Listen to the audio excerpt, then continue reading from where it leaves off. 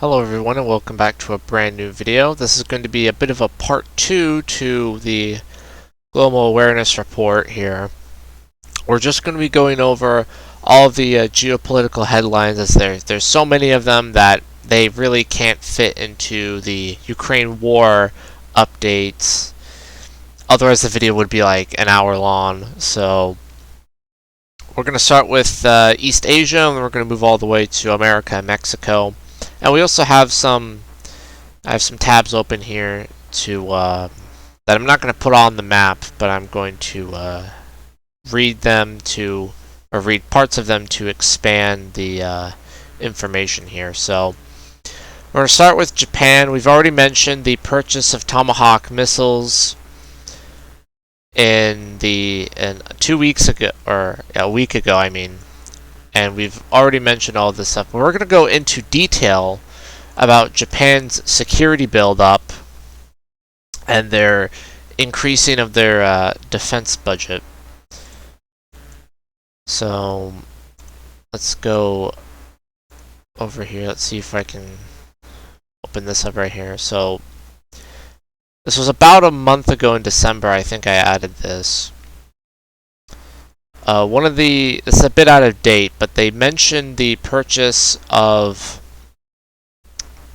Tomahawk cruise missiles, and they are also going to increase defense spending to 2% of their GDP, which is the minimum to join NATO, actually, although I don't think Japan is going to join NATO because NATO is for the transatlantic sort of alliance between the United States and Europe. It's not meant for Asian countries to join. It's for European countries to join and North American and Asian and European countries. It's not meant for Asian countries. That would be another. They would have to create another alliance or expand the Quad alliance for something like that. So, but they are raising their defense spending to 2% of their GDP in 5 years. That is the plan. And they are going to they're going to increase cooperation with their regional allies. And they've actually met with, Kishida met with Joe Biden, to talk about stepping up security. They also talked about increased cooperation with space and with the outer space and stuff to do with satellites, I believe. So this is a very important deal for the region because Japan is critical for East Asian geopolitics, obviously. And America needs countries like Japan, South Korea, Taiwan, Australia, and India to really ramp up their defense spending and to increase their defense capabilities, because I think in a one-on-one between China and the United States over Taiwan, with no other countries involved, the United States is not confident that it would win that. The United States is very picky about its fights. It only wants to fight wars and engage in battles on a more tactical or operational level that it knows it can win. The United States is allergic to fair fights. Their entire doctrine is to have total supremacy over the battlefield. And with China against just Taiwan and the United States, America is not confident that it has total supremacy, that it will be able to confidently win that war. So countries like Japan increasing their defense spending is very, very good for the United States, because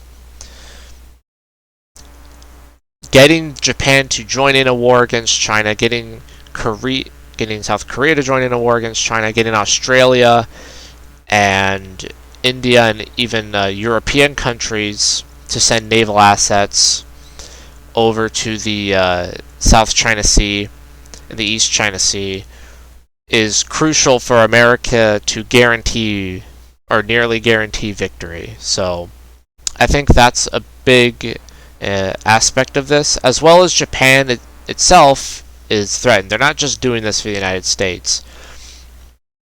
They're doing this for themselves because they feel threatened by China. These islands right here, they're part of the Ryukyu island chain. These islands right here, and I believe there's some islands over here as well, to the north of these islands, are claimed by China. I believe it is these. I believe that these islands are also claimed by China. It might actually just be these sort of islands to the north, these little rocks right here. I'm not entirely sure, but these are claimed by China, and I believe they are under the de facto control of Japan, but they're claimed by China and Taiwan, I believe. At least these islands, maybe even these islands right here. But there is petroleum in this area, so there's petroleum and natural gas, so that's why there's the conflict of who controls what islands even extends up here in the East China Sea.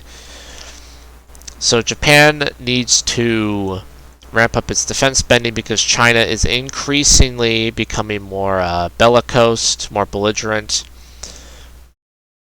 towards Taiwan, and China wants to make sure that the United States wins a war against China, and they want to make sure Taiwan wins a war against China, as it's in their strategic interest to do so, because if China were to conquer Taiwan, it would threaten the Ryukyu island chains, it would threaten Japanese integrity in the region. And that's why they have scrambled, on the 2nd of January, they scrambled fighter jets and dispatched aircraft and warships over the past 2 weeks to keep tabs on China's aircraft carrier, I'm not going to attempt to pronounce that, and 5 warships that conducted naval maneuvers and flight operations in the Pacific. To my knowledge, Japan doesn't really do this commonly. This is not a very common thing to do, to my knowledge. It might be, but I don't think it is. So we talked about that too. But that just goes to show the East China Sea is obviously critical to Japan's security. And we're going to move up here. South Korea and the United States, also on the 2nd, we're discussing nuclear exercises as tensions flare with the North. Prime Minister Yoon of South Korea said they're discussing possibility of joint exercises using U.S. nuclear assets. South Korea President Yoon said as North Korean leader Kim Jong-un labeled the South as its undoubted enemy in a flaring of cross-border tensions. So this statement is quite concerning because I believe what he's saying is that the United States, that they are talking about conducting military war games and military exercises where the United States is allowed to use its nuclear arsenal in those war games. Which, in a war between North Korea and South Korea, I'm not sure if that is really an option on the table. I don't think the United States would want to use a nuclear weapon so close to China if it was an isolated war on the peninsula, as a hypothetical. But the new Prime Minister, he was elected in 2020 or 2021, I believe, Prime Minister Yoon.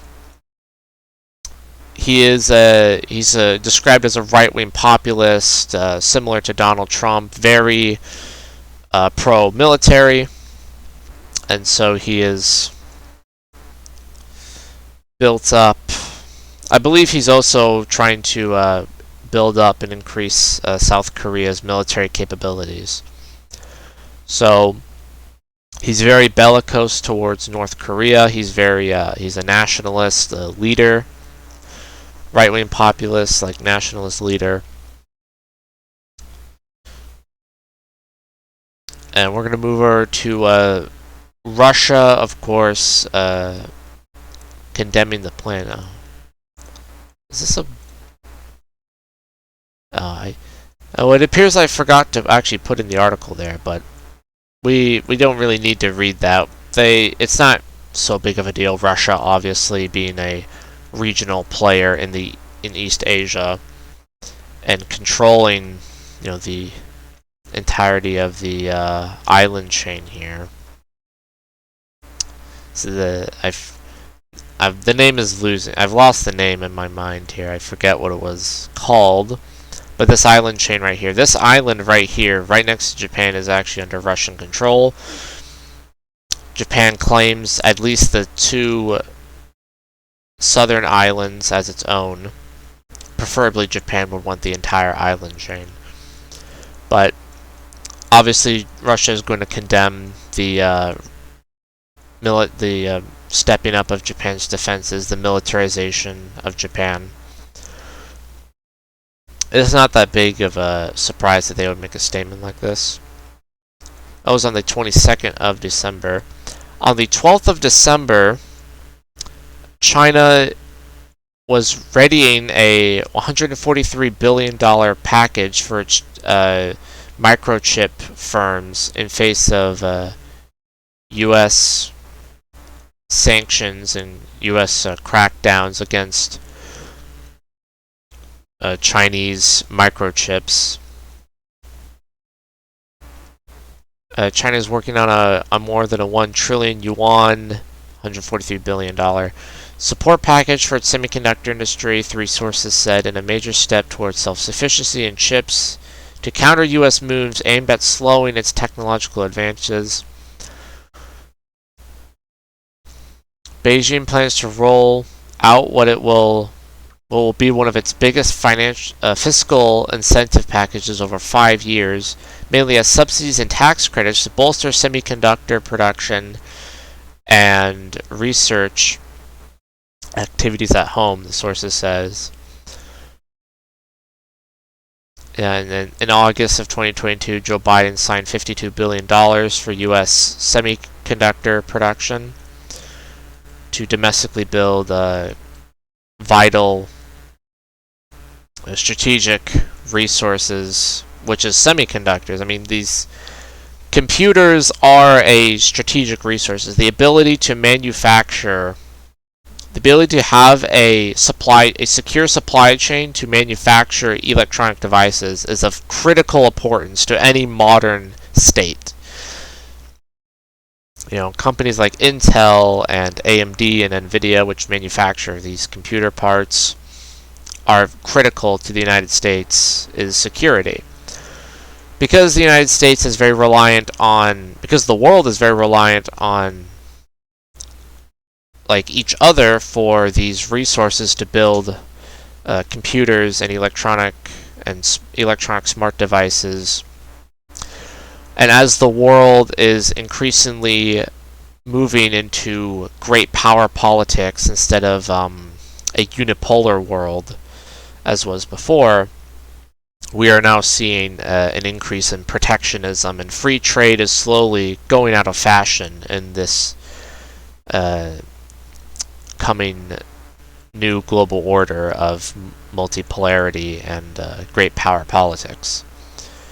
So we're going to wrap up East Asia here with, in 2022, Chinese air incursions into Taiwan's air defense zone nearly doubled in 2022, with a surge of fighter, jet, and bomber sorties as Beijing intensifies threats towards the island democracy. This is reported by Central News Asia. China sent 1,727 planes into Taiwan's air defense identification zone in 2022, according to an AFP database based on daily updates released by Taipei's defense ministry. That compares with around 960 incursions in 2021 and 380 in 2020. So that is a massive increase of incursions into Taiwan's air defense zone in 2022. So tensions have just constantly been building up over the past 3 years now between China and Taiwan. And it is increasingly likely that China will make some kind of move towards Taiwan. It's looking like there's the possibility that this is just for show, to make China look tough so that China can flex its muscles. And so the people of China, mainland China, will approve of the government more. Because this kind of stuff is popular in China, it's a show of force. People in China generally approve of it, as it seems. So this could be for show, this could be a flex of muscles, or this could be a show of real intention to launch a military operation against Taiwan. We're going to move over to Myanmar, where the military military junta in Myanmar celebrated 75 years of independence from the British colony, from British colonization. And as well as, I believe that they announced that the military government appears to be preparing for new elections later this year that the US has said would be a sham elections, that the military government would rig the elections. The last elections were in November of 2020, where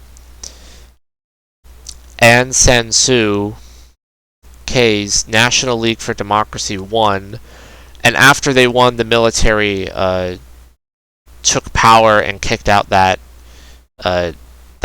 new government.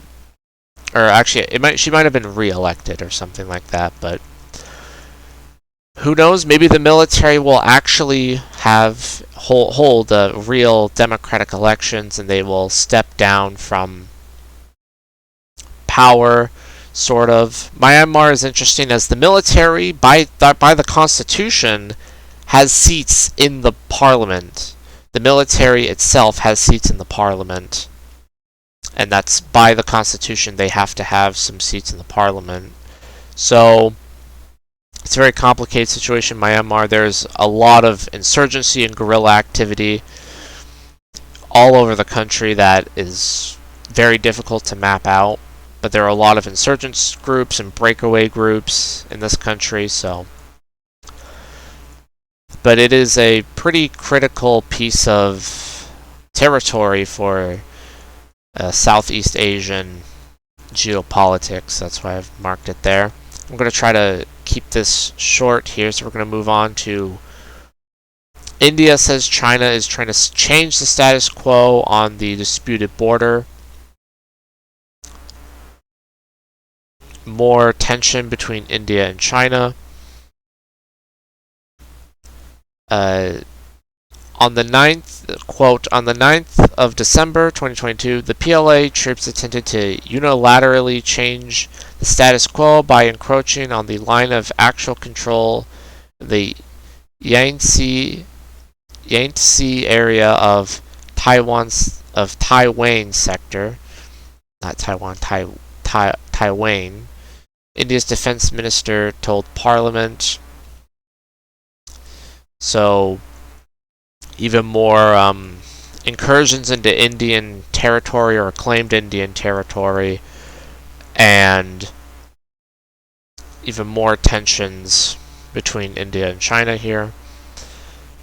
Another piece of Asian news comes from Afghanistan, where the Taliban seek economic self-sufficiency and foreign investment.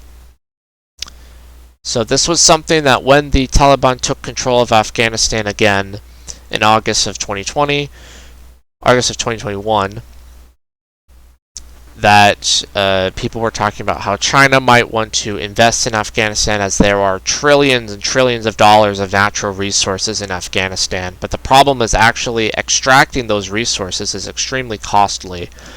So Afghanistan is a very mineral-rich country, but no one has been able to access those minerals.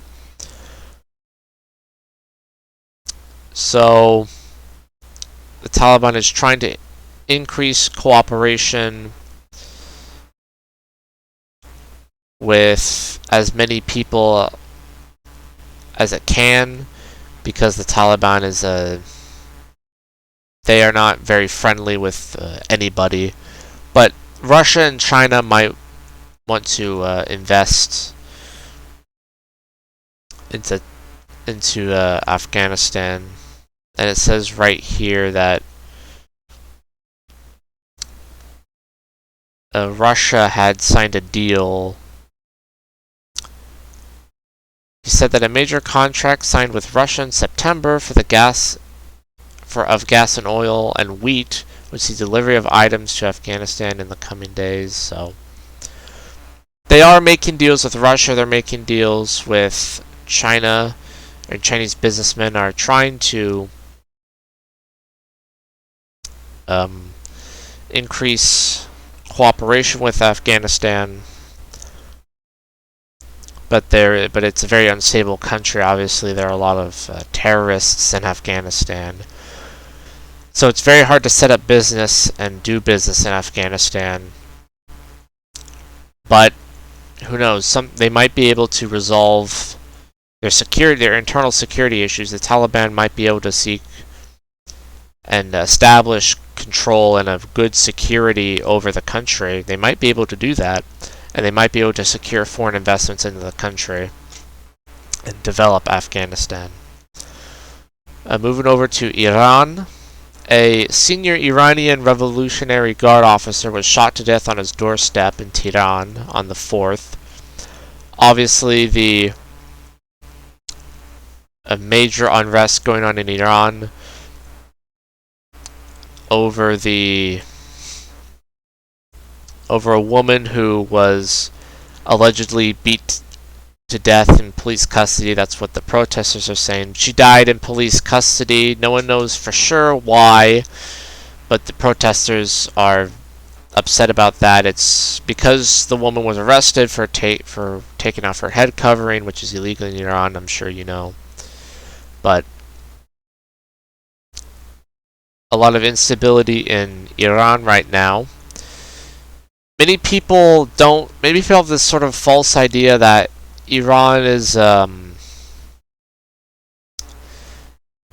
a sort of a monocultural society. Iran is a very diverse country when it comes to cultures. There are a lot of ethnic groups in Iran, and there are a lot of people who do not support the current government, which is a hardline government. There are moderates within Iran and within places of power in Iran, but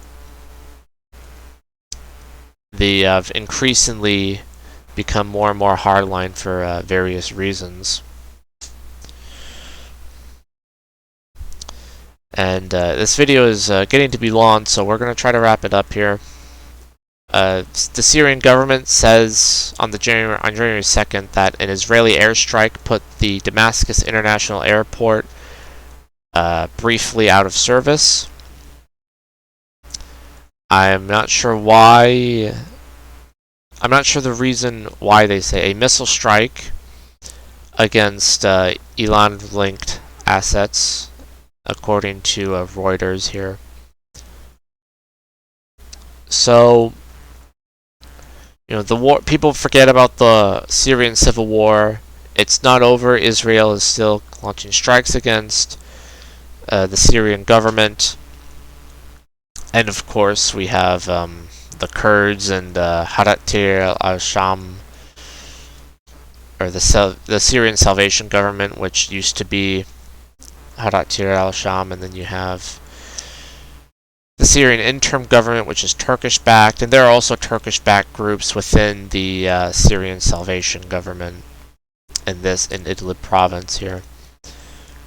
So there's a lot of Turkish influence in Syria, and of course Israeli military action against Syrian government targets. Moving over to Turkey, the Syrian opposition, the Turkish-backed areas of Syria that we just talked about, felt uneasy after the Turkish government tried to reach out to the Syrian government. Turkey says that there is no change in its Syria policy after opposition groups urge Ankara to reaffirm its support for them. Syria's political and armed opposition have urged their decade-long backer Turkey to reaffirm its support for their cause after the highest-level talks between Ankara and the Damascus government since the Syrian war began in 2011.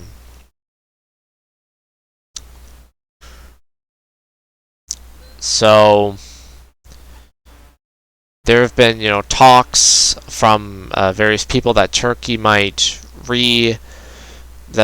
start a new operation against the Kurdish forces in Syria again, launch a new operation against them, but it appears that they are trying to sort out their issues diplomatically first. That's what it appears to be, because of these talks with the Assad government.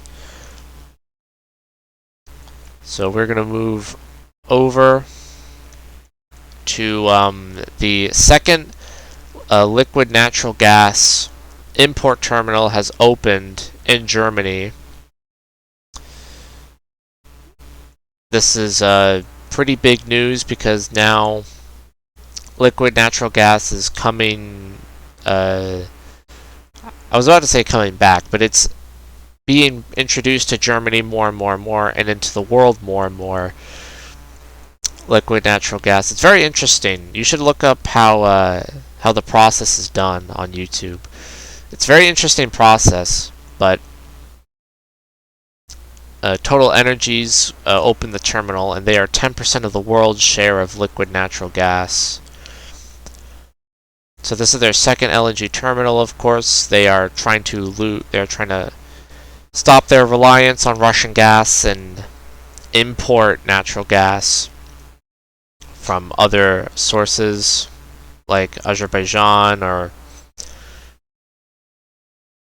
import it from countries like Qatar, Bahrain, the United Arab Emirates, all of these countries I believe have LNG terminals and can ship natural gas, liquefied natural gas, to Europe. We're going to move over to America. We're going to try to speed run this here a little bit. In a U.S.-Africa summit, Joe Biden says that the United States is all in on Africa's future. More and more the United States, and of course China. I'm sure you've heard about the Chinese investments in Africa, but more and more the United States, the European Union, Russia, France, especially in the European Union, are all increasingly becoming more and more interested in Africa. The National Security Advisor Jake Sullivan said that the United States would commit to a $55 billion plan for Africa over the next 3 years as a way to counter Chinese investments into Africa. The president also spoke about a $500 million investment to reduce transport costs at a key West African port in Benin. I assume it's talking about Porto Novo. Or it could also be talking... Oh, that's Togo. I'm going to assume it's talking about this area right here. He also mentioned a $350 million that would be spent on boosting the digital economy, and said that $15 billion worth of deals have been struck with the U.S.-Africa Business Forum. So the United States is, well, according to the BBC, they sort of describe it as playing catch-up with China. The United States trying to catch up with China with their investments into Africa. I think that it's probably a worthwhile deal to invest a lot of money into Africa because, of course, the ton of natural resources. The main problem with Africa is corruption in government and security concerns with local insurrections and crime and stuff like that. So there are a lot of resources, there's a lot of money to be made in Africa, and a lot of allies to be secured also in Africa. A lot of geopolitical interests in the continent, of course. The United States is also buying back. On the 16th, they were starting to buy back oil for their strategic petroleum reserves, which were being used up in order to lower domestic gas prices. That they would start buying back prices. They were start to buy back oil for the strategic reserve to try and fill it back up again, because they were using the strategic reserve in order to, like I said, lower gas prices, and I think also sell to some European countries as well to help lower gas prices in Europe as well. We're going to move over to Puerto Rico, which on the 15th, the Puerto Rico's movement for greater self-government got a boost on Thursday. This was on December 15th. As the U.S. House of Representatives, which passed a bill for a referendum on 3 potential futures, although the measure had little chance of being taken up by the Senate. So this is a pretty major thing, even though I doubt the Senate, which is under the control of the Republican Party, would allow something like that bill to pass through the Senate.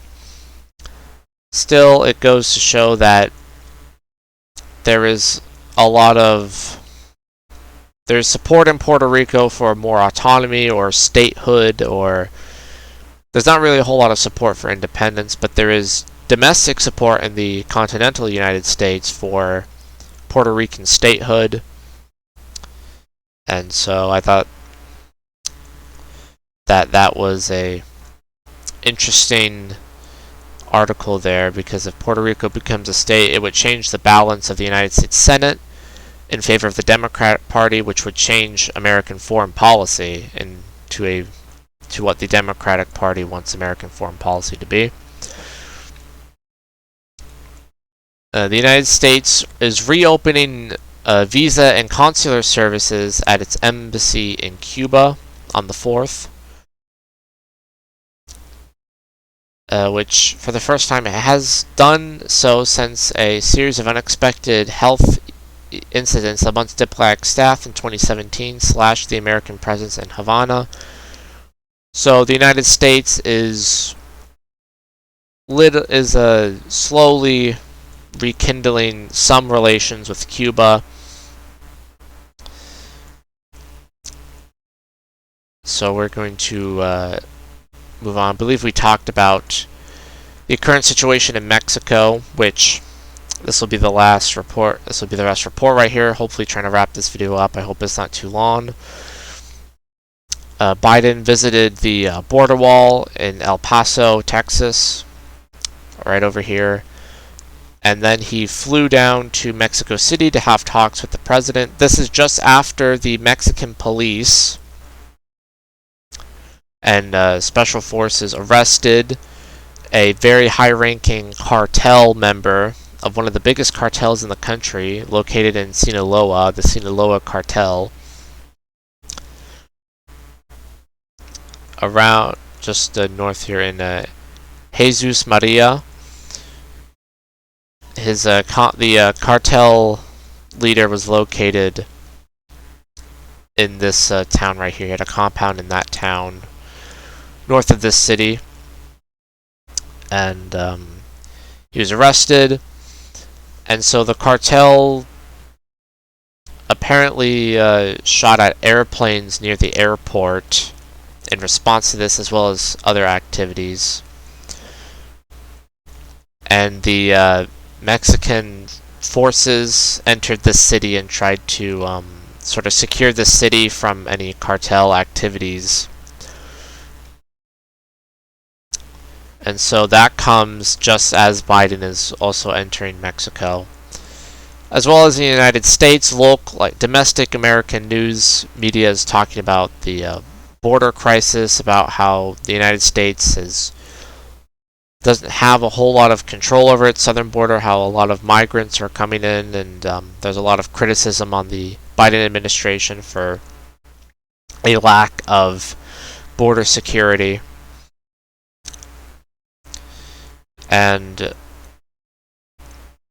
the cartel wars appear to be flaring up in Mexico as that is happening. So I believe that's going to be all for this special report. Try and catch up on geopolitics.